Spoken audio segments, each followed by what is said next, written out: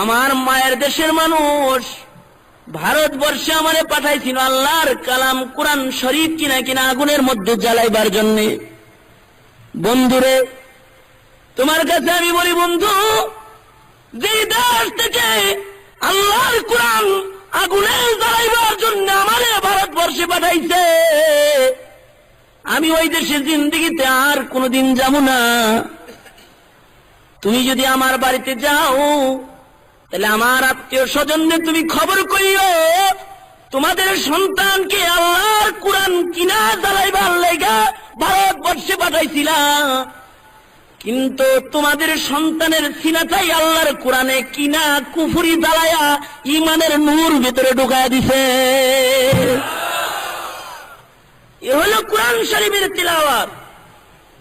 এজন্য পয়গম্বরদের 1 নম্বর কাজ ছিল ইয়াতলু আলাইহিম আয়াতি, পয়গম্বররা কোরআনের তেলাওয়াত করত।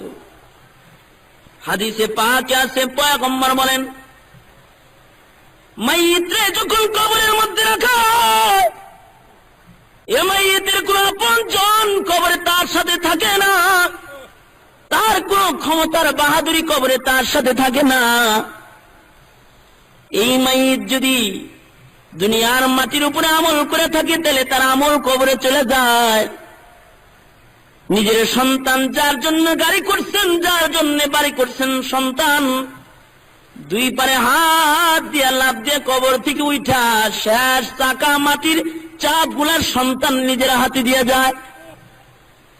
আপন জনেরা সবাই পাষাণ হৃদয় হয়ে মাইয়িতরা একা একা কবরে রাইখা চলে যায়, কিন্তু মাইয়িতের সাথে কবরে 4টা জিনিস থাকে। পয়গম্বর বলছেন, ইযা উযিআল মাইয়িতু ফি কবরি, মাইয়িতরে যখন কবরে রাখা হয়, যা আল কুরআন ইনদা রাসিহি, মাইয়িত যদি কোরআন শরীফের সাথে সম্পর্ক রেখে থাকে, কোরআন শরীফের তেলাওয়াত যদি করে থাকে, কোরআন শরীফ তার মাথা বরাবর এসে যাবে।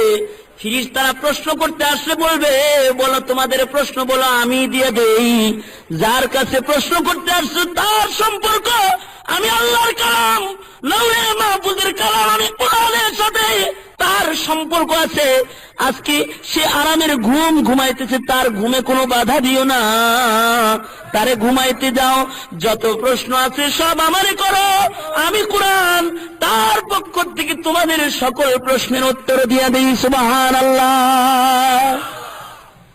কোরআন শরীফের তিলাওয়াত কবরে যাইব, কিছুই পারেন না। আল্লাহ খালি সূরাতুল বাকারার মতো বড় বড় সূরা কোরআন